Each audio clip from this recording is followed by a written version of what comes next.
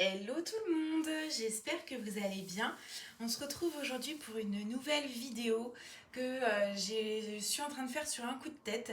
Pour être honnête, il fait super beau aujourd'hui et ça me met vraiment dans une ambiance de printemps, dans un super bon mood et j'avais envie du coup de faire une petite sélection de jeux printaniers puisque là du coup ce matin on est dimanche et j'ai eu envie de faire un petit roulement dans ma cartothèque puisque j'ai pas beaucoup d'espace, j'habite en appartement et mes jeux en fait je suis obligée de les ranger dans des cartons au fur et à mesure où les saisons passent. Donc là en fait j'ai rangé les jeux que moi j'appelle les jeux d'hiver avec des thématiques plus sombres, plus dark ou en lien avec Halloween, des choses comme ça. Et donc là j'ai ressorti tous mes jeux vraiment en thème, enfin voilà, en lien avec le printemps, avec plein de couleurs, des fleurs, des choses comme ça, plus léger. Et du coup, j'avais envie de partager un petit peu cette petite sélection avec vous.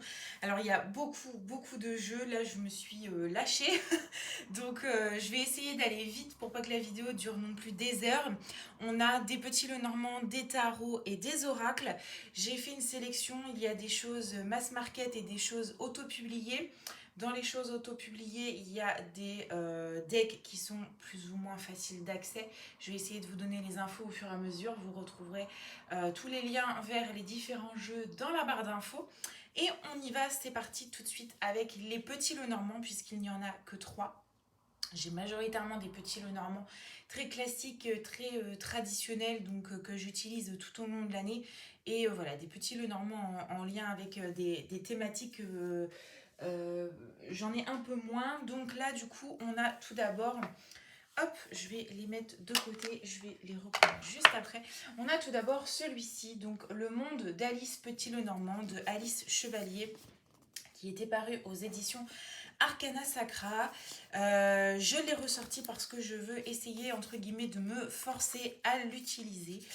C'est un cadeau de mon chéri, ce jeu-là, donc je n'ai pas l'intention de m'en séparer. Et en fait, ben malheureusement, c'est un deck qui me plaît pas tellement, on va dire. Bon, comme d'habitude, chez Arcana Sacra, les packagings sont toujours hyper soignés.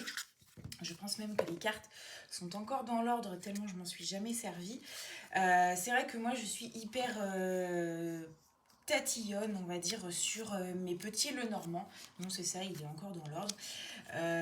J'aime que les différents symboles soient identifiables au premier regard. Voilà, ben, vous voyez, j'allais dire, j'aime que la carte des lys soit blanche. Là, on a des fleurs blanches, c'est la carte du bouquet. Donc en fait, c'est un truc aussi, ça me trigger. Du coup, c'est un peu compliqué pour moi d'utiliser des jeux un petit peu trop originaux en termes de petits Lenormand. Le jardin avec une cage, enfin, je trouve que c'est en contradiction en fait. Et bon, bref, là c'est vrai que la première chose que je vois, bah, c'est pas la montagne, c'est une dame avec un manteau. Enfin voilà, il y a pas mal de trucs, entre guillemets, ça fait comme des illusions d'optique où là l'anneau il est vraiment tout petit, c'est pas ce qui nous saute aux yeux la première fois qu'on regarde la carte. Donc en fait voilà, ce jeu là il me pose un peu problème, mais je me dis, moi j'aime bien l'homme et la femme comme carte. Bon, le lit c'est blanc, ceci dit, donc c'est bien. Donc voilà, je me suis dit, il faut absolument que j'essaye de l'utiliser un peu plus, que je me force, que je me familiarise avec le jeu. Peut-être que le coup de cœur va venir à force de l'utiliser. Donc bon, voilà, du coup, je me suis dit, laisse pas dormir ce jeu-là dans ta cartothèque. En plus, voilà, c'était un cadeau, donc fais l'effort d'au moins essayer de te connecter avec. Donc, et au niveau de la thématique et des couleurs, par contre, j'aime énormément. Je trouve que ça se prête vraiment très bien à la saison. Et donc ensuite, donc ça c'était un jeu mass market, hein, Arcana Sacra. Et donc là maintenant ce sont les deux autres Lenormand qui me restent, ce sont des jeux auto-publiés. Le premier qui est plutôt très facile d'accès, donc édité par Célia Mélesville, le fameux Tanis Lenormand. Je pense que celui-ci il n'est plus à présenter. C'est une valeur sûre et je l'aime vraiment beaucoup. Celui-ci, je l'ai déjà utilisé à de très nombreuses reprises. Il est très doux au niveau des illustrations. Très coloré, très printanier, enfin voilà, il est très frais comme petit jeu, j'aime beaucoup. Euh, le Tanis. Donc voilà, du coup, c'est un indispensable. Je dirais que je ressors tous les ans pour la belle saison. Donc voilà, celui-ci, c'était une évidence que j'allais le ressortir et on apprécie toujours les petits packaging comme ça en boîte en fer. Et enfin, le dernier que j'avais envie de vous présenter, ça vient d'une boutique Etsy, donc c'est le Léna Lenormand. La boutique Etsy s'appelle normalement Le Normandia, si je dis pas de bêtises. Je mettrai le lien dans la barre d'infos. C'est une petite artiste indépendante qui propose plein de choses et entre autres elle proposait ce petit Lenormand que j'ai vraiment eu le coup de cœur. Je l'ai vu en présentation sur une autre chaîne YouTube et j'ai craqué et je l'ai acheté. J'ai acheté la version mini mais qui pour le coup j'avais peur que ce soit tellement petit en fait que les images on ne voyait pas très bien les détails et tout, mais non, franchement c'est pas le cas. Donc c'est une version mini que vous pouvez transporter partout. Vraiment je l'adore, je le trouve hyper mignon, hyper sympa. Et pour le coup au niveau des représentations, ça correspond vraiment à ce que j'aime et à ce que je recherche dans les représentations du petit Lenormand.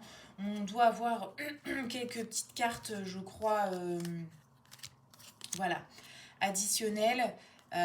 Avec quelques mots-clés pour pouvoir interpréter les différentes cartes. Le dos des cartes se présente comme ceci et elles sont plastifiées, ce qui est génial. Elles sont vraiment faites pour être transportées partout, pour ne pas s'abîmer. Elles se brassent hyper bien, le jeu n'accroche pas du tout. Moi je l'ai reçu dans un petit pochon comme ça en velours, super beau, super doux. Enfin voilà, vraiment... Et donc moi, le jeu, alors à l'époque, je l'ai acheté en juillet 2022, j'ai regardé tout à l'heure sur Etsy justement, voir s'il existait toujours. Moi le jeu m'avait coûté une trentaine d'euros et j'avais payé 8,50 € de frais de port. Et normalement, j'avais pas eu de frais de douane parce que je ne sais plus où est-ce qu'est basée la créatrice, mais ça doit être au sein de l'Union européenne. Donc de toute façon, je vous mets tout en dessous en barre d'infos. On va passer maintenant au tarot. Je vais commencer. Ah, les tarots, oui, j'en ai quelques-uns quand même. J'en ai 6 à vous présenter. Je crois que c'est les oracles où là je me suis lâchée. Mais ça, les oracles, j'en ai tellement. Il y en a tellement des différentes sortes que voilà, je n'ai pas pu me retenir. Mais bon, bref, les tarots, donc il y en a 6. J'en ai pris sans le vouloir. 3 auto-édités, 3 mass market. Donc on y va, c'est parti. Le premier, pareil, je pense que celui-là, il n'est plus à présenter. Le Light Sears Tarot, donc j'ai de Chris Anne. J'ai l'édition française de chez Arcana Sacra parce que Arcana Sacra c'est absolument splendide le travail d'édition qu'ils font. Contrairement à ce jeu-là en version américaine, je crois que c'est Hay House qui doit publier la version anglophone. Ce qui m'embête, c'est que le guidebook dans les éditions Hay House est tout petit, c'est-à-dire qu'il rentre dans la boîte et il est en noir et blanc. Alors que Arcana Sacra, on a donc la boîte du tarot, on a une très belle boîte de présentation et on a un superbe guidebook très grand, entièrement en couleur avec des illustrations reprises du jeu qui sont splendides. Donc voilà, j'avais choisi d'attendre la sortie de la version française et je voulais absolument soutenir les éditions Arcana Sacra. Donc le Light Sears qui n'est plus à présenter, celui-là on l'a vu partout. On l'a vu partout depuis sa sortie. Il est sur toutes les chaînes de tarot tube, qu'elles soient anglophones ou francophones, mais à raison puisqu'il est vraiment très très beau. J'aime vraiment beaucoup ce jeu. Il est très très très coloré. On est sur une représentation des personnages très modernes. On est voilà, sur un tarot moderne, mais comme je disais, extrêmement coloré.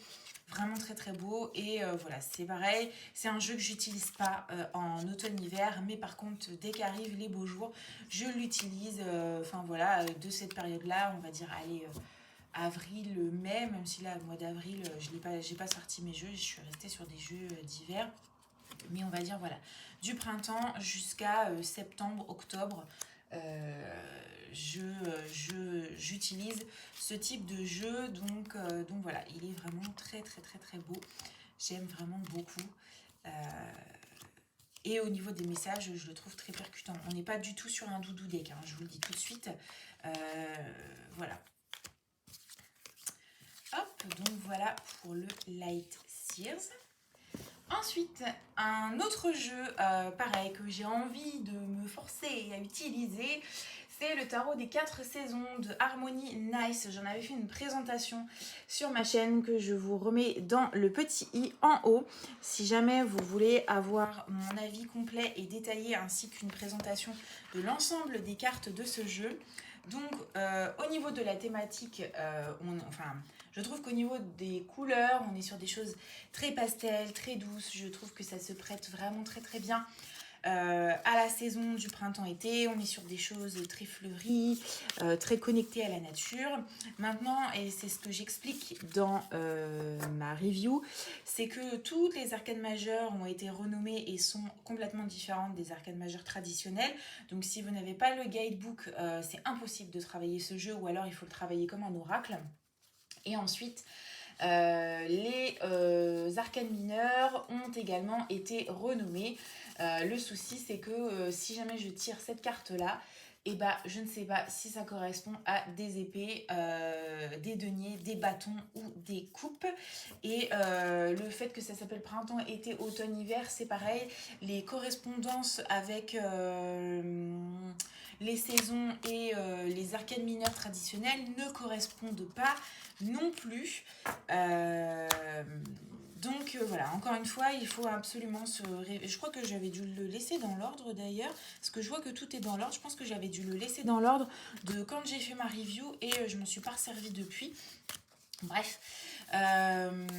Donc oui, ça me parle pas, c'est un jeu que je suis incapable d'utiliser sans le guidebook, mais pour autant, il m'attire quand même. Je ne peux pas l'expliquer parce que il est, voilà, il y a vraiment ce côté fleuri, ce côté printemps, ce côté connexion à la nature, des tons pastels. Enfin, j'aime énormément tout le design du jeu. Harmony Nice, c'est une personne que j'apprécie beaucoup. J'ai lu son livre qu'elle avait sorti sur la Wicca. Qui, à ma connaissance, n'est disponible qu'en anglais, mais je trouve que c'est un anglais simple et abordable, et j'avais vraiment beaucoup aimé son approche et sa vision. Enfin, voilà, du coup, j'ai envie d'essayer de persévérer et voilà, d'essayer de me familiariser avec ce jeu. C'est comme le petit Lenormand tout à l'heure, le Alice Lenormand. Je me dis qu'à force de l'utiliser, pardon, j'ai bougé la caméra, à force de l'utiliser, peut-être que la connexion va se faire, que je sais pas, je vais arriver à accrocher. Donc écoutez, je vais retenter cette saison le tarot de Harmony Nice. Et enfin, donc le dernier tarot mass market, c'est le Herb Crafters Tarot de Johanna Powell et Latisha Guthrie, publié chez US Games Systems. À ma connaissance, il n'est disponible qu'en anglais. Celui-là, c'est pareil, il est très particulier. Je ne l'ai encore jamais utilisé, donc je me suis dit que là, c'était l'occasion, puisque je trouve qu'il se prête encore une fois à la saison printanière. Donc, on est, comme son nom l'indique, sur quelque chose qui est vraiment en lien avec les plantes, la nature, les herbes. Voilà, donc je vais le présenter rapidement. J'ai pas fait de présentation sur ma chaîne de ce jeu-là parce qu'on en trouve quand même pas mal sur YouTube, majoritairement des vidéos anglophones, mais voilà, si c'est juste pour la présentation des cartes, vous n'avez pas forcément besoin des commentaires. Mais en fait, chaque carte a été représentée avec une plante particulière qui est censée être liée à l'énergie de cette carte. Donc voilà, c'est quelque chose d'assez particulier. Même si je m'intéresse beaucoup à tout ce qui est en lien avec l'herboristerie, je suis très loin de maîtriser entièrement le sujet parce que c'est extrêmement vaste. Donc c'est vrai que je ne fais pas forcément le lien entre l'arcane et la plante en question, sachant qu'en plus tout est en anglais, donc il y a certaines plantes que je vais certainement devoir traduire. Je sais déjà d'avance que c'est un tarot qu'il va falloir que je travaille avec le guidebook, en tout cas dans les premiers temps, obligatoirement. Donc voilà, maintenant je pense que les illustrations sont suffisamment riches, fournies et détaillées pour éventuellement peut-être travailler le jeu à l'intuition. Je sais pas. Là, je vois qu'il y a des petits symboles à chaque fois différents dans le bas des cartes. En bas à droite, je ne sais pas ce que ça veut dire. Ça, c'est magnifique. Mais voilà, il est vraiment très très beau, hein. Je le trouve très beau, très poétique. Et puis voilà, encore une fois, très connecté à la nature. Et moi, ça m'évoque immédiatement le printemps. Enfin, il y a du vert, il y a de la verdure sur toutes les cartes. Je le trouve vraiment sublime, sublime, sublime. J'avais vraiment eu le coup de cœur quand je l'avais vu, je sais plus, sur la chaîne YouTube de quelqu'un. Et c'était une évidence pour moi de me le procurer. Mais voilà, je crois que ça demande un petit peu de travaux, un petit peu de l'étude. Ça demande de l'étude. Donc voilà. Mais je me suis dit que c'était l'occasion, c'est maintenant ou jamais. Et donc maintenant, les 3 autres tarots qu'il me reste sont des tarots auto-publiés. Je vais commencer avec celui-ci, le Really Badly Drawn Tarot de Fred One. J'en ai fait une présentation sur ma chaîne il n'y a pas longtemps. Je vous remets le lien dans le petit i. Celui-ci, c'est un véritable coup de cœur. Donc c'est un projet que j'avais back sur Kickstarter. Hop, avec le petit guidebook, donc le Poorly Written Guidebook que j'adore également, qui est vraiment hyper cute et plein d'humour. Donc ce jeu-là, il est totalement repris du Rider-Waite. Et en fait, c'est complètement redessiné voilà, avec la patte de l'artiste de façon humoristique, avec des dessins presque limite enfantins. Donc voilà, je savais que c'était un jeu très très coloré, donc je l'avais gardé de côté pareil pour le sortir pour cette saison.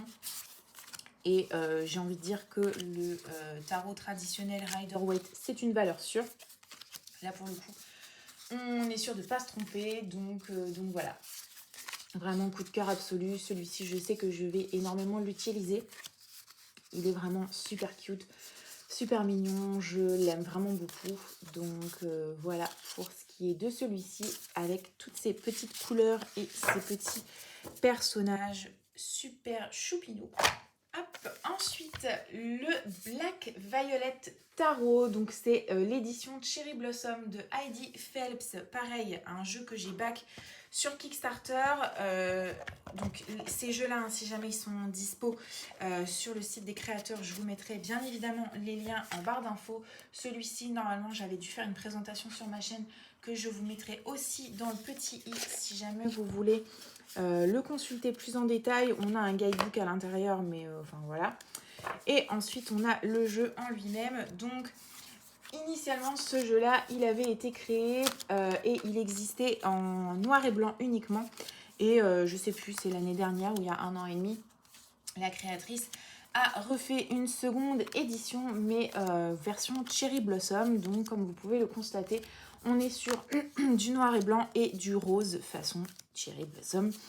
Donc, j'avais vraiment beaucoup aimé les illustrations qui sont minimalistes, mais très parlantes. Enfin, je trouve que on va à l'essentiel. Pareil, hein, il est basé sur le Rider-Waite. Mais voilà, je sais pas, j'avais eu le coup de cœur, j'aime vraiment beaucoup. Et pareil, hein, je trouve qu'il se prête très très bien à la saison.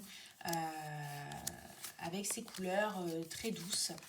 Donc voilà, pour le Black Violet Cherry Blossom. Et enfin, pareil, un jeu auto-publié qu'on peut se procurer sur Etsy. Normalement, il est toujours dispo. Donc, c'est le Tarot of Trees. Donc, c'est un pipe deck, c'est-à-dire que vous n'avez pas d'illustration, enfin, de personnages humains. Donc, l'énergie des différentes cartes est représentée uniquement, donc là, en l'occurrence, avec des arbres. Donc je l'aime beaucoup, je le trouve très beau. Pareil, hein, moi c'est toujours une thématique qui revient, une très forte connexion à la nature, des couleurs très très vives. C'est quelque chose qui m'attire vraiment énormément. Et donc là on est sur un format de carte poker, ce qui fait qu'il est très très très agréable à brasser. Celui-ci, j'en ai pas fait de présentation sur ma chaîne parce qu'il est quand même assez connu, assez répandu dans le monde du tarot. Donc, vous retrouverez énormément de vidéos de présentation ou le jeu en action sur bon nombre d'autres chaînes YouTube anglophones ou même francophones. Donc voilà. Et enfin, on termine avec les oracles. Donc là, j'ai majoritairement une sélection d'oracles mass market. Je n'en ai qu'un auto-publié, donc je vais vous le montrer tout de suite. Celui-ci, il n'y a pas de surprise, hein, c'est un très grand classique. C'est l'oracle du monde d'Émilie de Dieu. Il est extrêmement connu. Normalement, il est toujours dispo sur le site internet de la créatrice. Il est très facile à se procurer. Moi, je me souviens que l'envoi avait été super rapide. Donc vraiment rien à dire. Et celui-ci, bah voilà, on est sur un oracle avec énormément de cartes, donc ça c'est génial. Je crois qu'il y a genre 70 cartes, un truc comme ça, ce qui est rare pour un oracle et vraiment très très appréciable. On a pas mal de cartes à la fin avec plein d'exemples de tirage, plein de mots-clés en fonction des différentes cartes, donc ça c'est top. Et donc on est sur quelque chose toujours pareil, hein, de très très très coloré, avec des très jolies couleurs, très vives. Le fait qu'il y ait un grand nombre de cartes, on a plein de mots-clés, plein de thématiques qui sont abordées. Donc c'est un oracle un petit peu touche à tout. Voilà, vraiment coup de cœur absolu. Ça fait partie des tout premiers oracles que je me suis procuré. Il est idéal pour les débutants, mais également pour les personnes déjà confirmées au niveau du tirage avec le tarot. Je le trouve très bien quand on est débutant également pour pouvoir travailler la connexion à son intuition. Donc voilà, un jeu vraiment, pour moi, c'est un indispensable à avoir dans sa cartothèque, je trouve. Donc voilà. Pareil. Et donc maintenant, les oracles mass market. Alors je vais commencer par ce que moi j'appelle les petits oracles, un peu de ce style-là, que j'aime énormément. Donc celui-ci, c'est le Secret Garden de Jessica Lee. À ma connaissance, il n'a pas été traduit en français parce qu'il y en a certains comme ça dans ces petites boîtes-là qui sont traduits en français et qui du coup sont dispo aux éditions Contredire. Je vais vous montrer parce que là ici j'en ai un justement et qui sont dans des boîtes, vous savez, comme ceci. Donc celui-là je vais vous le montrer juste après. Celui-ci, ma foi, le Secret Garden, à ma connaissance, c'est pas le cas. Donc je voulais quand même vraiment vous le montrer parce que c'est un énorme coup de cœur. Je l'aime vraiment beaucoup. Donc le dos se présente comme ceci. Et ensuite, on a, c'est toujours le même principe, hein, un mot-clé sur chacune des cartes et ensuite une petite phrase, alors soit c'est une affirmation positive, soit c'est une petite phrase qui nous amène à réfléchir sur certaines thématiques et je l'aime vraiment beaucoup. Donc forcément, il est en anglais. Après, je pense que ça ne nécessite pas non plus des connaissances extraordinaires. On est toujours plus ou moins sur la même présentation. Hein. On a voilà, des petits symboles ici en dessous qui changent en fonction du mot-clé. Donc voilà pour ce qui est du Secret Garden, mais c'est vraiment un jeu que je sors tous les ans. Depuis que je l'ai acheté, pareil, ça fait partie des premiers oracles que je me suis procuré. C'est vraiment le coup de cœur absolu, c'est un indispensable de ma cartothèque. Vraiment, je m'en séparais pour rien au monde et en plus, il est super petit, super pratique, il prend pas de place, enfin, c'est génial. Donc, dans le même style, je vous l'ai montré là juste avant, c'est le petit oracle des sons de Thomas Piet, donc aux éditions publié aux éditions Contredire, voilà, c'est bon. Et on est exactement sur le même principe, donc c'est-à-dire un tout petit oracle comme ceci. Les cartes sont exactement de la même taille hein, que le précédent. Et donc là, voilà, on est sur une autre thématique, donc celle des sons, évidemment. Et au niveau des couleurs, on est sur des couleurs pastel, très douces, que j'aime beaucoup. Donc voilà, ce petit oracle-là, je l'aime vraiment beaucoup. Et c'est pareil, quelque chose que j'aime sortir à cette période-là de l'année. Il y a un côté un peu mélancolique, nostalgique parfois dans certaines cartes que l'on peut tirer. Donc voilà, je le trouve très intéressant et j'aime bien ces petites cartes-là pour avoir un petit message, soit un petit message par jour, soit un petit message de nos guides quand on fait un tirage un peu plus complexe pour voilà, clôturer une session de tirage. Je trouve ça plutôt sympa. Et donc le troisième que j'ai sélectionné un petit peu dans ce style avec des petites cartes. Alors celui-ci par contre c'était un mass market, donc c'est Au Royaume des Fées de Gillian Camp, publié aux éditions Solar. Mais alors je pense que c'est un jeu qui aujourd'hui n'est plus publié. qui je pense est assez compliqué à se procurer. Donc je vous le mets parce que vraiment c'est un indispensable pour moi. Mais je suis vraiment désolée. Moi je me l'étais acheté sur Vinted, donc c'est vous dire. Voilà, on arrive quand même à le retrouver, mais sachez que ça risque d'être peut-être un petit peu plus compliqué, sachant que je le trouve extrêmement intéressant puisqu'on a énormément de tirages différents et on n'est pas sur les tirages classiques où tout le monde s'ennuie, passé, présent, futur, on n'est pas du tout sur ça, on est vraiment sur des choses très élaborées. Bon, j'ai quand même vu passer hein, le tirage du oui-non, hein, ça on retrouve toujours ces trucs-là. Mais voilà, le tirage du puits des fées, le tirage du charme féerique, enfin voilà, il y a plein de trucs. J'ai toujours trouvé ça vraiment hyper intéressant à travailler. Et donc ensuite, on a les différentes interprétations pour chacune des cartes. Et j'ai toujours trouvé qu'il était très pertinent. On n'est pas sur un doudou deck, hein, je vous le dis tout de suite. Donc, il se présente comme ceci, avec le dos. On est, voilà, hein, toujours pareil, sur des petites cartes, avec à chaque fois donc le numéro pour pouvoir le retrouver, le nom du petit personnage qui va être illustré ici, donc issu de la féerie. On a une petite phrase clé, un petit mot-clé, et ensuite on a la saison à laquelle est associée la carte. Donc vous l'aurez compris, il y a des cartes associées aux 4 saisons. Bah voilà, tenez, tac, sans le vouloir. Donc printemps, été, automne et hiver, avec chacun un code couleur, et donc on a comme ça différents esprits féerie avec les différents messages qu'ils peuvent apporter. On n'est pas sur une qualité de carte folichonne, hein, les cartes sont très fines, on n'est pas sur un carton hyper épais et tout, donc on est vraiment sur du jeu collector rare et auquel il va falloir faire attention si j'ai, parce que il risque de s'abîmer plus facilement peut-être que d'autres, mais pour autant voilà, les cartes sont très agréables à brasser.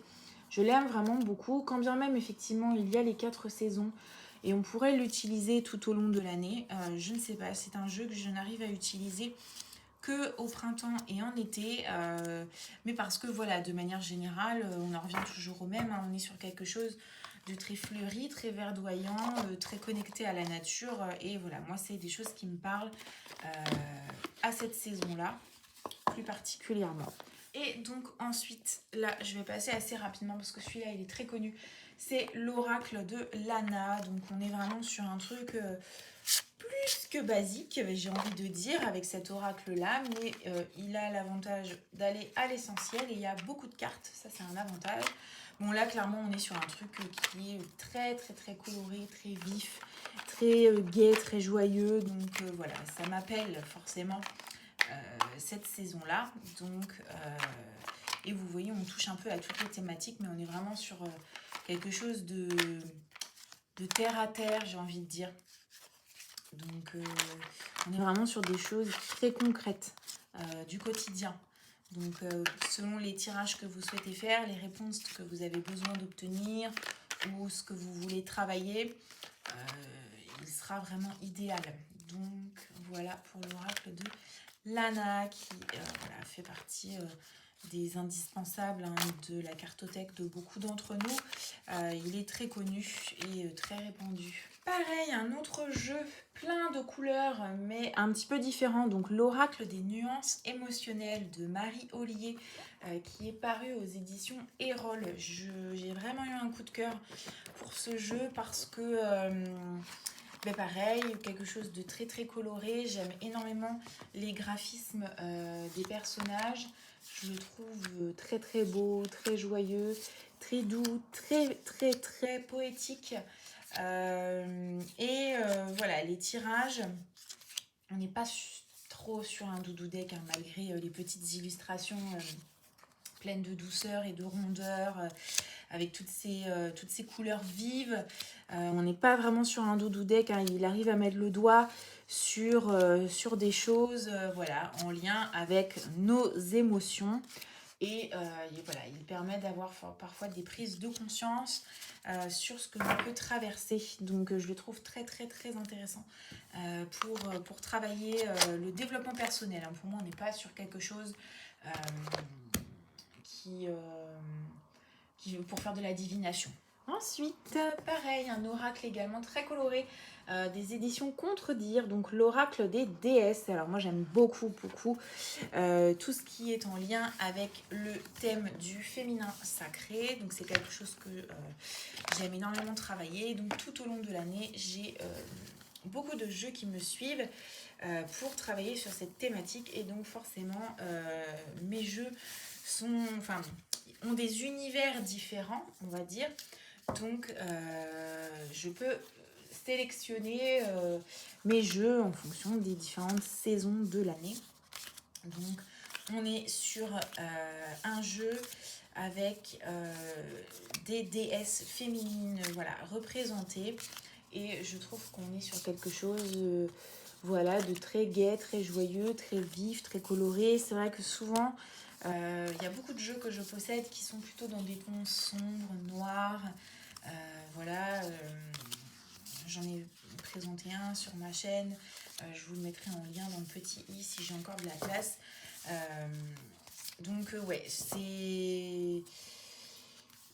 Celui-ci est différent, je trouve qu'il se démarque et c'est ce que j'apprécie particulièrement dans ce jeu-là, c'est d'avoir plein de couleurs et ça offre une option différente pour pouvoir travailler le féminin sacré. Donc j'aime vraiment beaucoup, il est d'une superbe qualité, vraiment il est magnifique ce jeu, hyper qualitatif, j'aime vraiment beaucoup.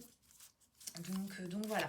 Ensuite, petit oracle. Alors celui-ci, je vais passer super rapidement puisque je viens de faire une présentation sur ma chaîne, pareil, que je vous mettrai. Donc c'est le When My Soul Whispered Oracle Deck, donc qui est comme ceci. J'aime beaucoup puisque on est sur des choses minimalistes mais qui vont à l'essentiel, je trouve. Les messages sont très beaux, il y a beaucoup de mots-clés, il est très intéressant à travailler. Vous voyez, on peut travailler également sur la connexion au chakra. Excusez-moi, j'ai été interrompue, mes chats font du bazar.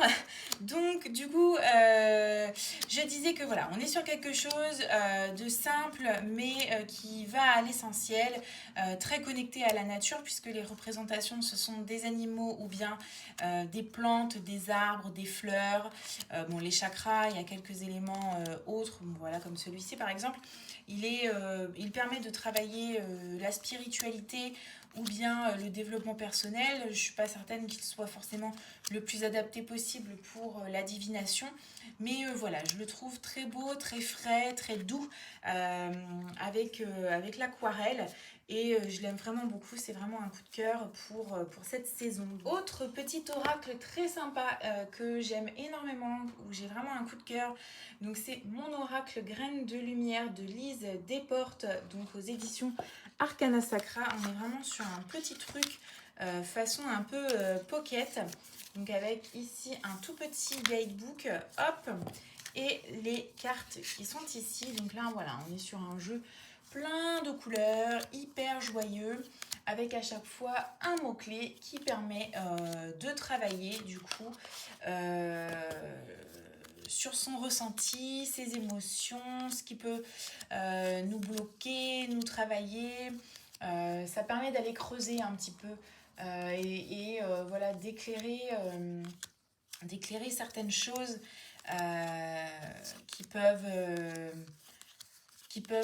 sur lesquelles on peut se questionner actuellement ou pas, mais du coup ouvrir la porte au questionnement. Donc je le trouve vraiment très intéressant pour ça.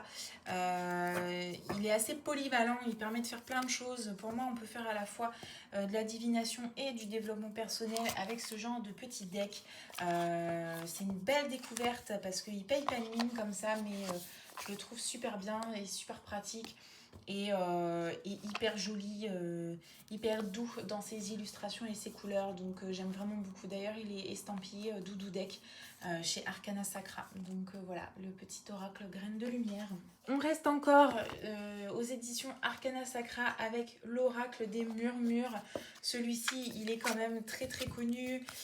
Donc je vais pas m'éterniser sur le sujet. Mais voilà, ça fait partie de ces jeux, pareil, très colorés, avec des tons un peu pastel. Je l'aime vraiment beaucoup, beaucoup, beaucoup. Euh, je trouve toujours ces tirages hyper parlants, hyper percutants, qui font réfléchir. Enfin, j'aime vraiment beaucoup à chaque fois les tirages que je peux faire avec et les réponses que je peux obtenir. Donc, ou bien les axes de réflexion vers lesquels il peut orienter.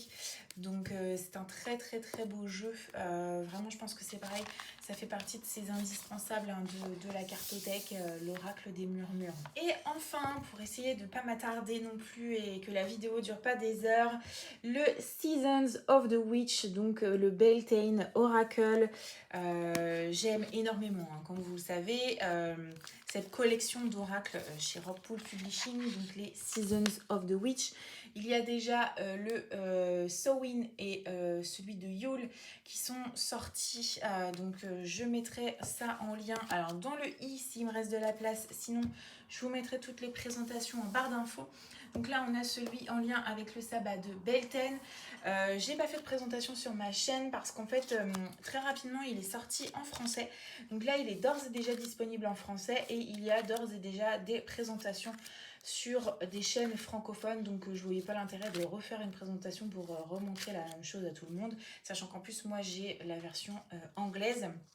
Par contre j'ai vu que là au mois de juillet va sortir celui de Maybon, avec le sabbat de Maybon, et il y a déjà en cours de création également celui en lien avec le sabbat d'Imbolc, mais qui sortira je crois qu'à la fin de l'année. Donc je suis au taquet pour me les procurer. Donc pour le moment ce sont encore uniquement les versions anglophones hein, chez Rockpool qui vont sortir. Et, si jamais c'est une collection de jeux que vous aimez, et je vous passe l'info. Donc en tout cas pour celui-ci en lien avec le sabbat de Beltane. Beltane c'est le sabbat hein, que l'on fête le 1er mai, donc où le printemps est à son apogée. Donc toutes les cartes de cet oracle sont en lien avec ce sabbat là et les différentes thématiques et le folklore qui va autour de ce fameux sabbat. Donc ces jeux là je les sors évidemment que de façon saisonnière et en plus vraiment sur une période très très courte, puisque il y a 8 sabbats dans l'année, donc théoriquement il devrait y avoir 8 jeux, donc je devrais faire, enfin voilà, avoir un roulement entre ces 8 jeux tout au long de l'année, de sorte que je travaille toujours plus ou moins avec l'oracle connecté au sabbat en cours, on va dire. Donc voilà pour celui-ci en lien avec Beltane, et donc j'aime énormément, je trouve que c'est toujours aussi beau, ces oracles-là sont toujours aussi beaux, toujours aussi qualitatifs. Donc ce sont des indispensables pour moi dans ma cartothèque, dans ma collection, et pour vraiment avoir une très forte connexion, je trouve, avec le sabbat de l'année de la sorcière. Donc voilà, bah écoutez, j'espère que ça vous a plu. N'hésitez pas à partager avec moi en commentaire, vous aussi, vos jeux indispensables pour la saison printanière. Et puis bah moi je vous dis à bientôt pour une prochaine vidéo.